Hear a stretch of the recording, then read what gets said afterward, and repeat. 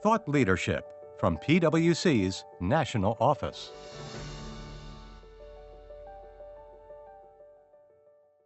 Hello, and welcome back to PwC's Accounting Podcast. I'm Heather Horn, PwC's U.S. Sustainability Technical Leader, and this is Sustainability Now.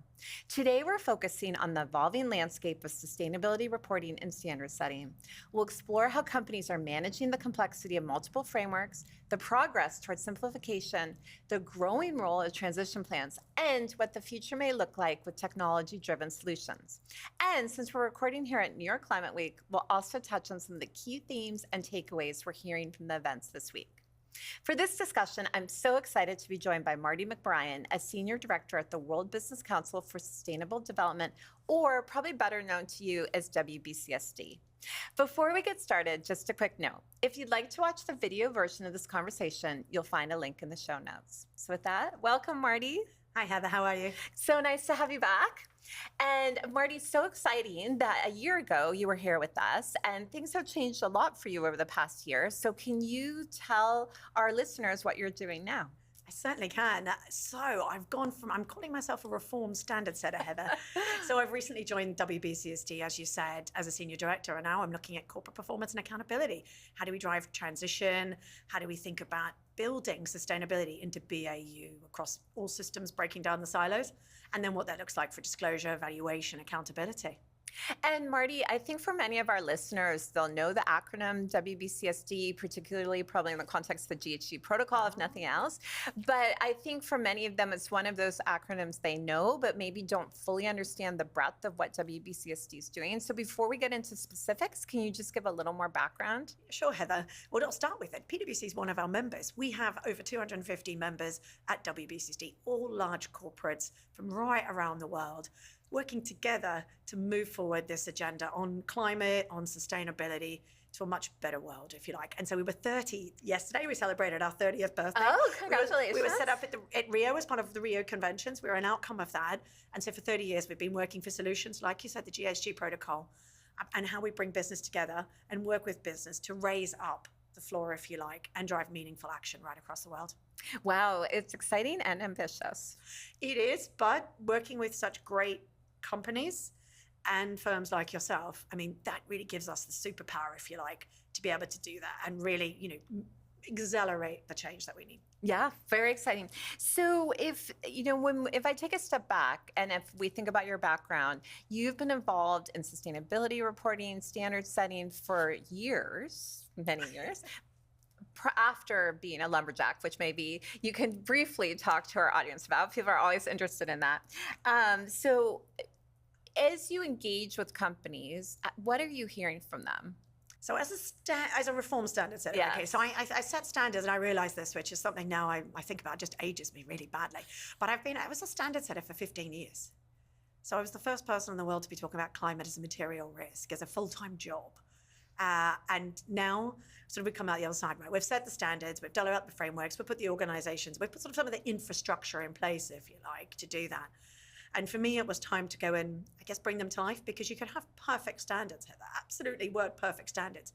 But if they're not implemented and doing what you need those standards to do on any topic, then actually you've kind of not quite one have you on what you're trying to achieve. No, and especially if companies aren't ready, the data's not ready, the systems aren't ready. I mean, there's a lot of challenges. Perfect standards are just a starting So point. now I'm apologizing to everyone and crossing to the other side to now help bring those to life and really build, I guess what I've always loved, but build those capabilities, see where the challenges are with implementing the standards and frameworks. There's lots of things out there really supporting business now in raising the floor. How do we work with those, build that capability to continue to raise us up and move forward, but also work with the standard setters and frameworks right across the world to help drive that much needed interoperability, if not the same, and just make it easier, because we need these frameworks and standards to be as efficient for companies as they can and effective for the users of that information, regardless of whether they're an investor for financial reporting or a stakeholder that's interested in the business. Yeah, I mean, at PwC, we've definitely gotten very focused on simplification. but still high quality standards. Now, Marty, though, before we go on, I definitely cannot leave that lumber comment. So can you fill our listeners in? Certainly. So I did start my career as a forester. I studied forestry at university, and I started my career in the forest industry.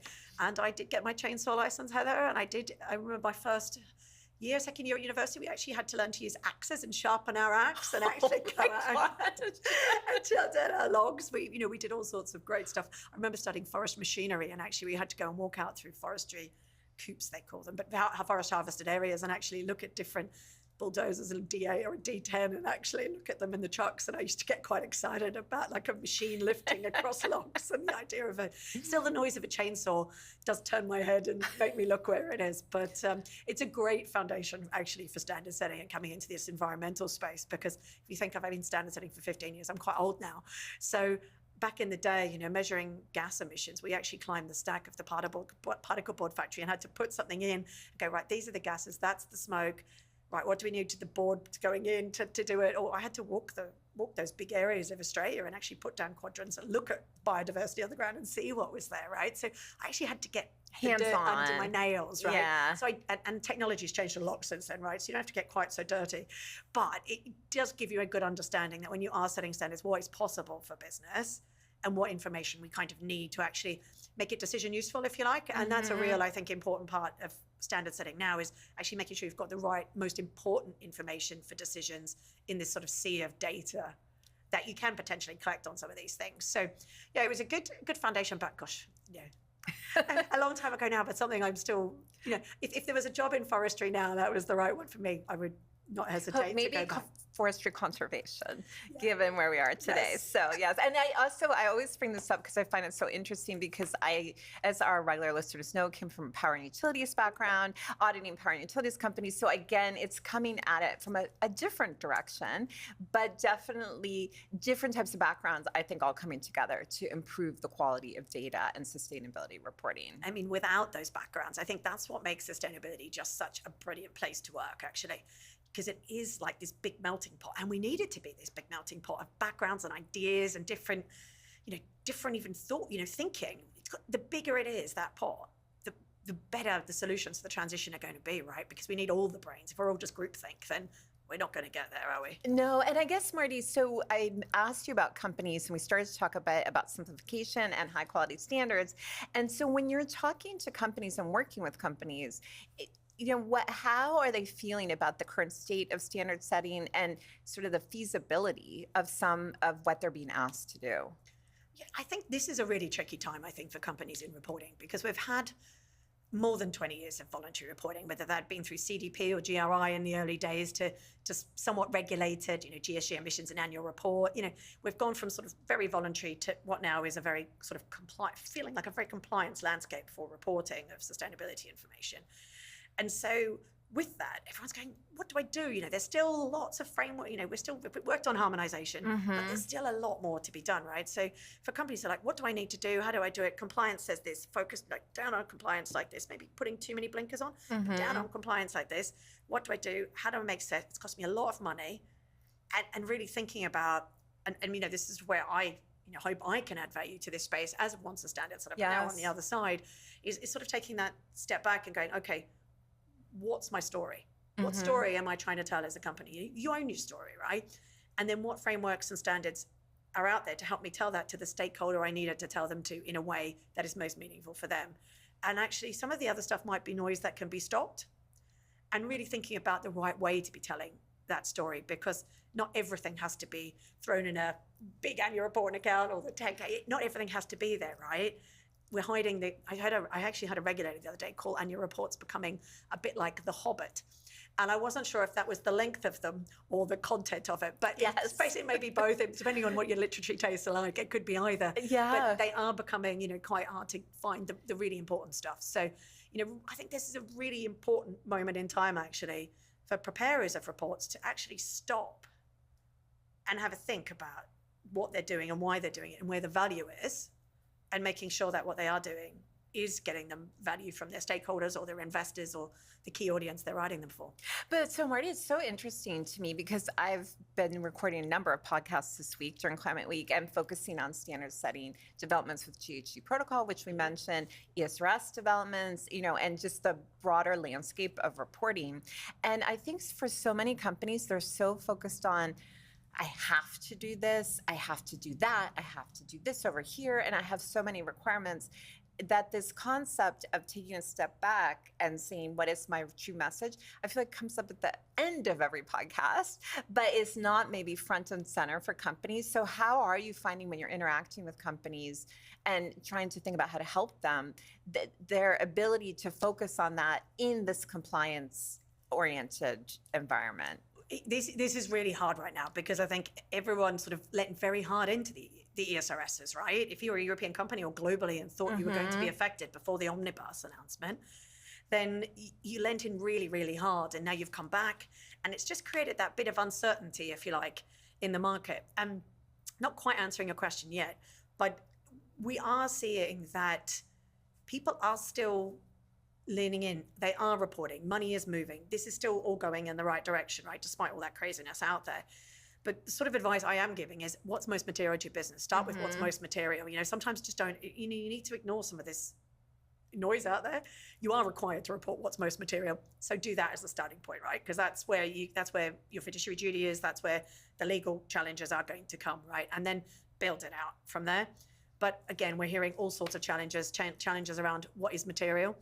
We're hearing challenges around, everything from, I think this has been a real challenge for companies, Heather, and it won't be a surprise to you at PwC or probably your listeners, but the silos in companies. Yes. How do we get the information across? All of a sudden, with the compliance, it's all of a sudden it's featuring in a different department than it once did. And how do we take sustainability from maybe a comms marketing team, maybe from a broom cupboard, down the end of the hall that's completely under-resourced and being, just people that love this agenda, right? Trying to move it forward as they could incrementing the business to something that's now in boardrooms and risk committees, in everyday conversations. The lawyers are going, hang on, we haven't seen this information before. Hang on, how do you build it into internal control? We're really going to, got to up the game on some of the sustainability information as well.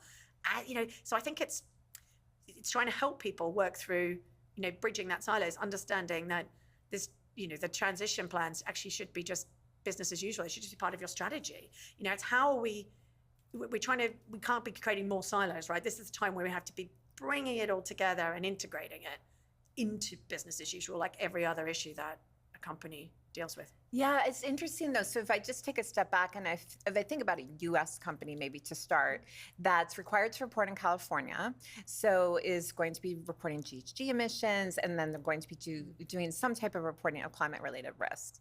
And so focus really on climate there. And then maybe in a year or two, they're going to have to do ESRS for some subsidiaries or, the ESRS for non-EU headquartered companies. So then going to go more broadly, how do you talk to a company that is maybe focused on climate, but that they really do need to think more broadly? So you have silos within the companies, but you almost have silos in these topics as well. 100% do. And this is partly, our fault as standard setters as well, because we went out and I wrote a climate standard. I know, I didn't want to point that out. But we wrote a climate standard, and then we incrementally added on nature, and then we incrementally added on social, right? And we tend to do this all incrementally. And I said the other day, actually, something I was talking about transition plans. I said we need to be thinking about transition plans as all these issues together, because we won't transition if we just pick one bit. And even if you pick climate, immediately you bring up issues around skills, relocation. All these things will come up, right? And so by taking a much more holistic look at where you want to be as a business, what your strategy is and where you want to get to, right? Having that much more holistic view will be much more cost effective and efficient in the long run for you as a business. And with that, you can start to think about where you intervene with your policies, what the dependencies are, what levers you need to pull in business. You know how to do this. You know how to create value in the short, medium, and long term. You know what that looks like. So starting to pull on some of these. And the earlier on, first mover advantage on these things, don't have a stat on my head, but I just know we continually hear first movers are the ones that are making the money in this space, right? Yes. So thinking about these issues from the beginning aren't going to be a bad thing for you. And I think we've seen over time, once you do start to have these conversations, you start thinking about climate immediately. Yes. Someone says, what about water? Point. It's a drought. We think about California. It'll be well, you'll say climate, and everyone will be like water, drought. Yes. That's going to come through very, very fast. So I think being more integrated as you're thinking about it from the beginning will help in the long run. Yes, although, okay, I'm going to add one more that we already talked about, but silo in a company, silo on the topics. Then we have also the fragmentation of the standards, which we've touched on. But now, how do you put all these pieces together? And do you see at some point maybe it will become simpler? I really hope it does become simpler, Heather. And I think that's why I've come away from standard setting and out to the world of business, because what I can bring is that insight into how all these standards have sort of come together and why, and think about how we start to help companies navigate their way around these standards. And it's not quite equivalent, so I don't think, I think we've got a way to go, but I think we need to be getting smarter around the tools we use, on how we think about it, and what information can we use for multiple purposes, and how that maps across between different jurisdictions, because large businesses are going to be in California, in Australia, in Hong Kong, in Europe, and in the and in the wider part of the US. And it's going to be absolutely crazy for them. But if we can make sure that those basic pieces, if you like, are the same, or we can start as much as they can be. much as we can be, then that's going to be a really good start. But you and I both know that every time you change one of these things, there is a cost for business. And we need to really start looking at what that cost is, and then working with policymakers, with regulators, with standard setters, with the ecosystem, and even the voluntary ecosystem, because that's also a real challenge. We've got this sort of the ISSB and the SRS, the regulated space, but we've also still got the voluntary space, which is just really well-meaning groups of people who should and are rightly trying to move, create the enabling conditions for this work to become, more integrated and mainstream. It's all good stuff, don't get me wrong. But, an incremental word change in a voluntary standard has a financial cost elsewhere, as you're collecting a different piece of information that might just be the same word, slightly different, or it's, still in a silo over here because it's still seen as a niche thing. And actually something else that's very similar is going on over here already. And so we've got between the issues across businesses, and that's sort of, again, why I'm so excited actually about my new job at WBCSD, is because it's about how we bring this all together. So it's taking the work of all of the other great teams at WBCSD, which focus on some of these niche areas, and building it into that corporate performance and accountability system where we can really start to think about those silos, but also BAU and driving change. Yeah, so I have a question for you, though, because one of the things we've been talking about recently, and this is partly in the context of we've been thinking about standard setting because we're responding to FRAG on their ESRS letter, or their, amended ESRSs. But if you look at financial reporting, and we think of sort of modern era financial reporting in the US as starting with the 1930s when the SEC was formed. Okay, it's almost 100 years ago.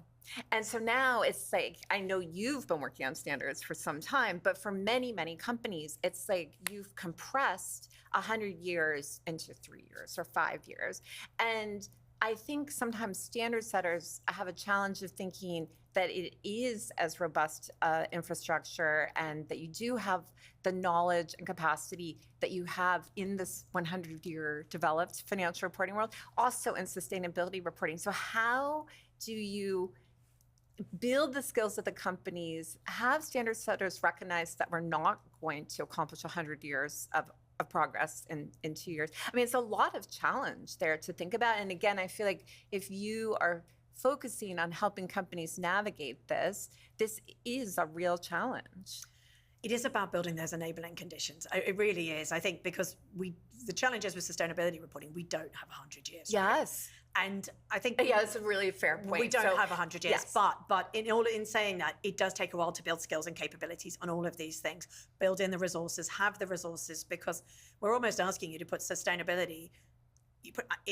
Treat it with the same rigor. Yes. We are asking you to treat it with the same rigor, the same sort of internal processes, the same sort of sign-off as we are your current financial information, but with one probably zillionth of the spend to do it with, right? And well, hopefully that's changing. That will start. That is starting to change. Yes. But it doesn't quite have all of that backing. We also don't have the skills across all these disciplines yet, because this isn't a traditional sustainability person coming in and doing this. This has to be your job, Heather. It has to be my job. It has to be everyone's job in the business, regardless of the role you play. You could be in risk, you could be in legal, you could be in procurement, you could be the CFO. It doesn't matter where you lie. These just have to be skills that are taught into you through your education, through your professional qualifications, through, just through your development, right? And we haven't got that built into all these even career pathways, even into job descriptions for these roles, right?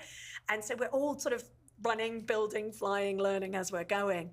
And that's hard. And in some ways, maybe we just need to get comfortable with being a bit uncomfortable about this and learning as we're going. But also, we need these sort of professions that might not have these experience yet to know what they know, but also know that actually that's when you call your expert on X, or that's when you call your climate scientist, or that's when you call your, you have a group of specialists, if you like, that are the ones that are, feeding in and bringing through the data, the decision useful data with its controls around it, with its management around it, and feeding it in. So, but it also will drive more, an approach like that where we've got this built in is going to drive more consistent, comparable data, which is what the standards are all after in the first place, right? That decision useful. I keep saying it, but information for the markets. And it's critically important. And I do think it's interesting. So if we specifically focus on transition plans, because you've brought that up a few times, and if I think of bringing all these pieces together, so you have the need for management and controls, and a transition plan can't be a marketing plan. And, you have a business aspect to it, not just the reporting aspect to it. So if you think of now, we've come full circle back to the silos, how do you break down those silos? And again, using transition plans as an example, because it's such an important concept right now. I mean, what we really do say, and we have some members that are, done their transition plan, moving forward, all that. But we also go to some parts of the world where we talk about transition plans. It's just part of our strategy. So it's nothing special. It's nothing special. It should just be part of our strategy. Why is this different to my strategy? Mm-hmm. And so I think companies do know how to assess their value drivers, how to plan for the long term. And so, I think those that are thinking about it now as just part of strategy are going to be the ones that get the biggest advantage out of it, because it's already connected to all those business decisions, functions, and the money to actually help make those investments, the R&D and things to move it forward. Where they are standalone, it does make it more difficult. You still have to, as you said, break down those barriers. Who's actually seen it? Who signed it off? Who's been involved in it? Often, as you said, you can read them. We're obviously advocating for credible transition plans and supporting our members with that. But then, there are lots of transition plans out there which I pick up and I start flicking through, and they talk lots of great numbers and things, but actually, where's the money? And the substance. Where, if I flick through and there's no money, I'm like, well, what's going on here? Because these things don't come for free. Yeah. So, how are we managing that? So but it does require actually having conversations, like, crossing to people that you might never have spoken before. And it's going to require people to learn new languages, because a bit like the skills piece, I'm a sustainability person, and I'm a bit of a fraud accountant. I don't really know what I'm doing. You've gone a long way, I would say. I'm learning, and I'm learning from people like you. But, I don't, I can talk the language maybe of risk and return at a push, but can others, can you cross the CFO and have a really credible conversation about what this means? And so I think, but then again, you might look at me, Heather, and go, Mardi, I've got literally no idea what you're talking about. And so it's a part of that. We've got to learn each other's languages as well. And I also think back to the days, and this is a bit I'm again aging myself, but in the early days of the work at the Climate Disclosure Standards Board, where I was years ago, where we sat down to do these frameworks for the first time. And I wasn't in the room, but I always heard the stories. We had climate scientists and accountants in the room, and they sort of walked around each other, sniffing each other a bit. Because you think this was like 2008, 7, 8, and 9, and everyone's like, what do you do? How do you know? And sort of smelling and looking. Yeah, it's like dogs in a park where they all meet for the first time. Do we really need to know each other? It was a lot of that, right? Yeah. Because we didn't quite yet know how to bring all of these pieces to actually have a conversation. And as the conversations went on, they go, oh yeah, I get you. Oh, I get it. Oh yeah, I see. But, we're still almost doing that again. A bit. So we need, you and I talk to generally probably more advanced people in this space generally. So, but that's still happening in lots of parts of the world, right? How we get to know each other and each other's languages to be able to communicate. And then sometimes we just make it a bit too hard. Sometimes we just use too many big words. And actually we need to keep it simple and concise and be direct with each other. And I think that's going to help with the silo piece, is sitting down, trying to understand it from the other person's perspective. And then how can we move forward. So Marty, if again, I'm in the position of I'm responsible for sustainability reporting, maybe came from an accounting background, maybe not, but now I have to work across the aisle. And I'm looking at my transition plan, I'm listening to these things you're talking about, and I'm thinking about, do I have to have a solid transition plan to have credibility with investors or other users of my sustainability statements? Or do you think we still have a step to go before it's really, I'll say, de facto required? I think, well, actually, this is really interesting. 3 weeks ago, WBCSD ran a roundtable with the Principles for Responsible Investment in the London Stock Exchange Group. And we brought in large companies, large investors, the UK regulators. Oh. And we had a bit of an open, honest conversation about, there was a summary published on the internet, so it's all very transparent. All right, we'll try to link to that in the show notes. But we did have this conversation about what we wanted, what investors wanted from transition plans and what companies sort of were doing and, what they were thinking as the UK regulator was consulting on their regulation, right? Because they wanted to make sure that they get the right balance, not too burdensome, but actually providing the market with what's required.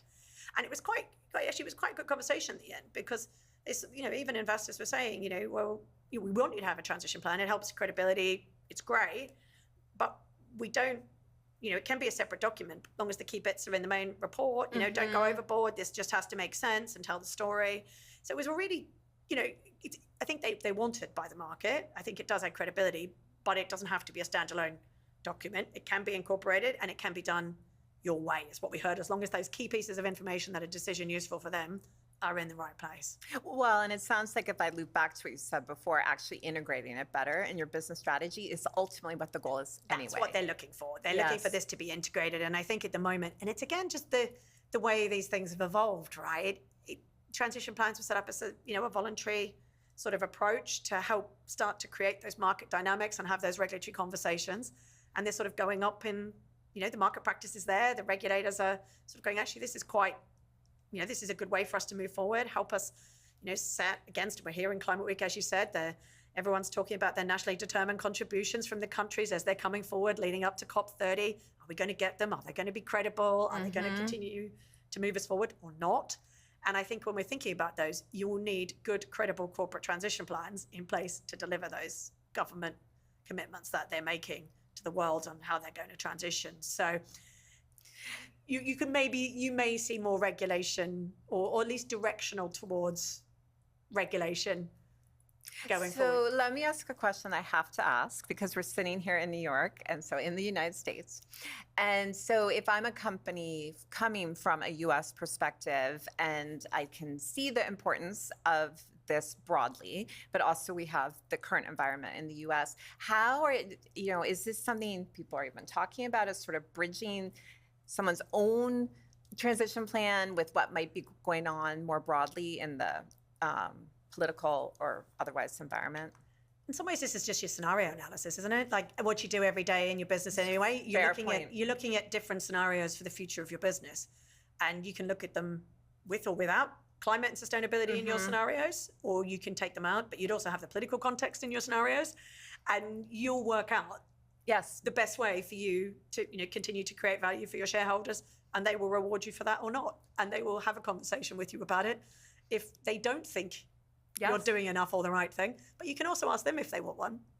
Yeah, and actually that's an excellent answer, Marty, especially because you had to answer that on the fly, because I did not say I was going to ask you that question, but completely agree. I think it is something for all companies, no matter where you're located. It is scenarios. What is going to happen? What is the rate of warming going to be? What's going to happen with water and biodiversity and everything else? And you may not even agree that climate change is a thing, right? You might not even think, there are people that think that, Heather. You and I don't exist in a bubble, but there are people out there that don't believe some of these issues are actually important. But when you start to model different scenarios where you're going to get your workforce for, what are the main inputs on your value chains, things like that, supply chains, then it does, you then start the modeling around that, and these issues will eventually rise to the surface. Yes. All right. Well, very interesting, and definitely a lot from a business perspective. And I know you're quite focused on that, but I need to take us back to the world of standard setting and maybe spend a bit more time, because of this idea. I think we're at a very interesting point. I mentioned the fact that FRAG has the proposed amended ESRS is out there. We know the ISSB is continuing to support its standards. It continues to issue educational materials. They have research projects going on. And otherwise, we see the California regulations focus on the GHG protocol, standard setting there. So it's a lot for companies. And if I rewind probably to one of the first times you and I met each other, all the discussion was global baseline and the importance of the global baseline. Obviously, you came from the ISSB. That is a very large focus of the ISSB. But given all these different environments, the different information needs, the different speeds that people are moving, where are we with the global baseline? And how do you think this is going to come together? So latest numbers that I saw presented yesterday, where they're now is 40 countries in the world working in one way to bring the ISSB's global baseline, if you like, into play. Now, I think 11 are already sort of further along, and the rest are sort of going through the process. And I'm paraphrasing, yes, but working through that process. So there is significant movement and interest in bringing the ISSB standards in large jurisdictions around the world. I think the challenge is with this is we have the ESRSs on top that are moving, and so I think any form of mapping or driving more alignment is actually really challenging for business. We are very much we very much support a global set of standards that can serve and be built on and tailored for jurisdictions at WBCSD. And obviously we're working closely with EFRAG and our companies to kind of, work through their challenges and try and bring these things as close as we can together. We're pushing out companies now to respond to the SASB standards as well and really put their thoughts through on what sector standards could look like and should look like in the future, as well as very closely following the ISSB's developments to see what work we need to do as WBCSD to support companies in navigating the ISSB, the ESRSs, and the other developments globally. Because, I could say, you could just map it. Heather, you and I both know it's not as simple as just mapping it out, but it's how we can almost put together I hate the word building blocks, but a building block, a incremental approach that we can actually support and be able to at least know when it deviates, why it deviates, and how it fits together, because we are going to continue to see this mess for a while. It is going to be messy for a while because the ISSB will make incremental updates, I assume, I don't know, but there'll be a post-implementation review at some time, and then there's probably a chance for a bit more of a radical, but update. But as same, EFRAG's had 1 year. They've tested it. They're kind of actually it was maybe it was a bit much. Yeah, there was a bit much in here. Maybe didn't quite get these things right. So they'd done their review after 1 year before many more companies came into scope. I think not everyone in wave one wanted to be quite as exposed to that test, but it has at least sort of put a marker in the sand, and they're now doing their work, sort of bringing it back to something which maybe does what they wanted in the beginning, but maybe just slightly differently. So.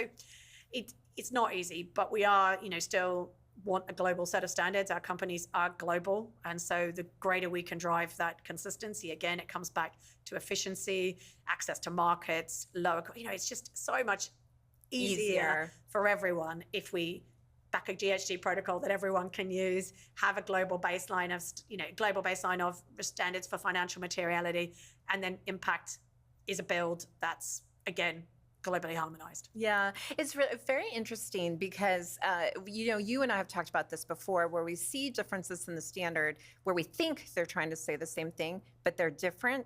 I think those differences are especially frustrating for companies that are trying to implement both. They're the ones we have to fix, Heather. Yes. They're the low-hanging fruit that actually we all just need to get together and say. And both parties need to say, what is the best language? And I think that needs to be, that needs to be two parties talking to each other, what changes can be made. I assume they are talking to each other, Heather. They used to when I worked there, so I'm sure they still do it now. But I think sometimes they do need the corporate voice or the outside voices, not just the standard. Standard setters have to hear it from the market, right? They can, they don't just sit there in isolation and go, we want to do this.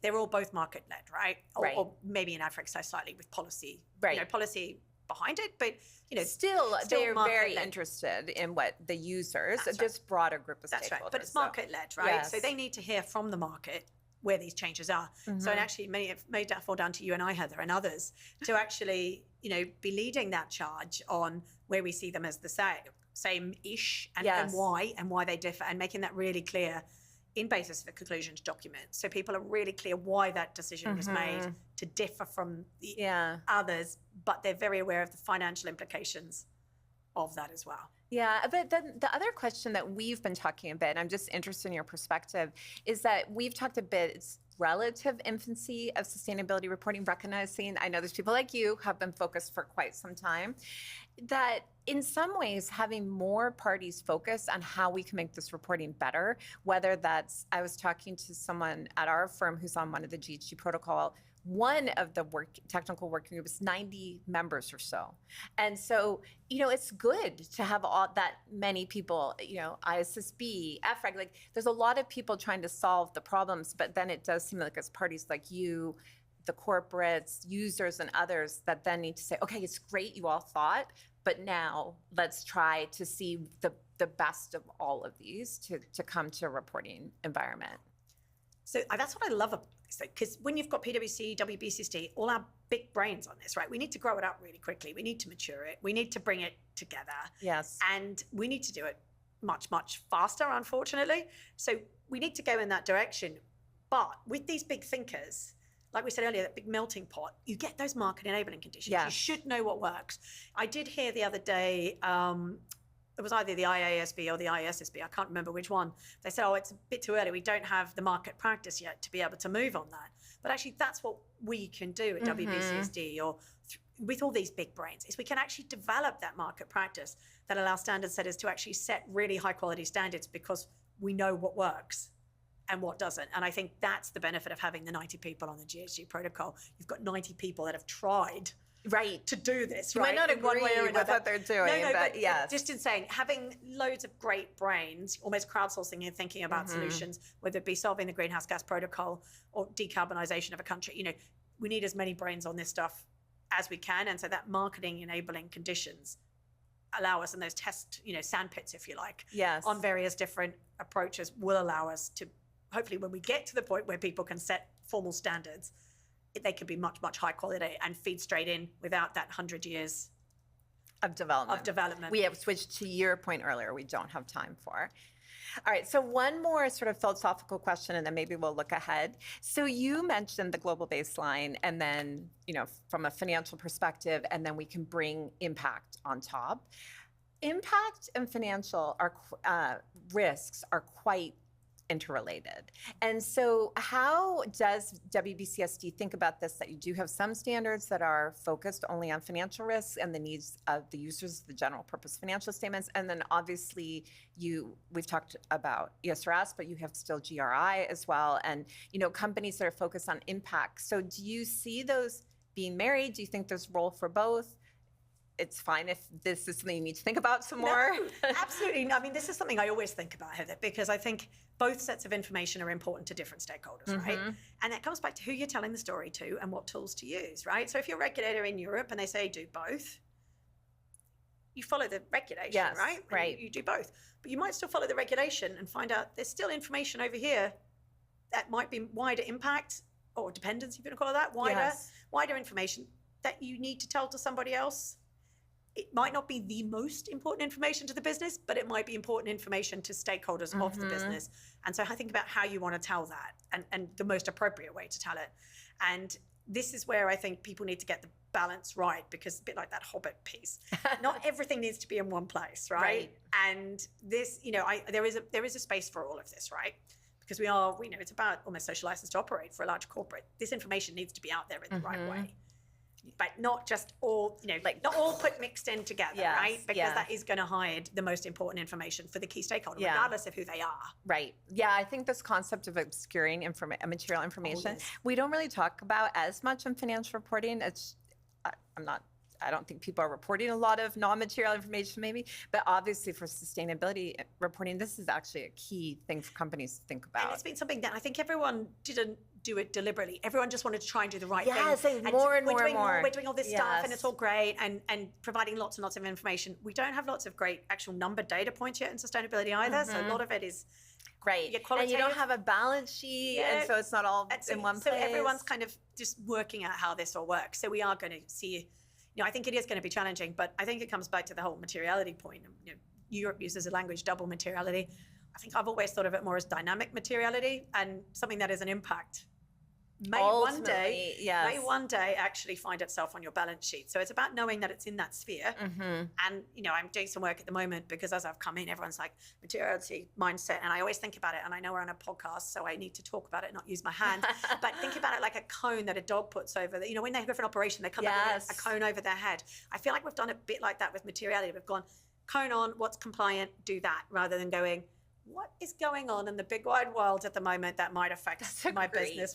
And so actually, I'm doing some work on this at the moment. So watch this space. I'm doing a little animation. For a drawing of a dog with a... Oh, no, well, I'm not quite the dog. I don't think I'd get away with that. But I'm doing an animation on this just to help bring it to life for boards and others that don't actually have a lot of time to think about it. Yeah. But just to encourage people to just think a bit more broadly when they're thinking about what is material and just have it on your radar. It doesn't have to get reported, but it then shows up. And if it shows up, then at least you're aware and you can think about, does it feed through controls? It might not be material after that. Can you manage for it? Or is it something you're just going to watch over here?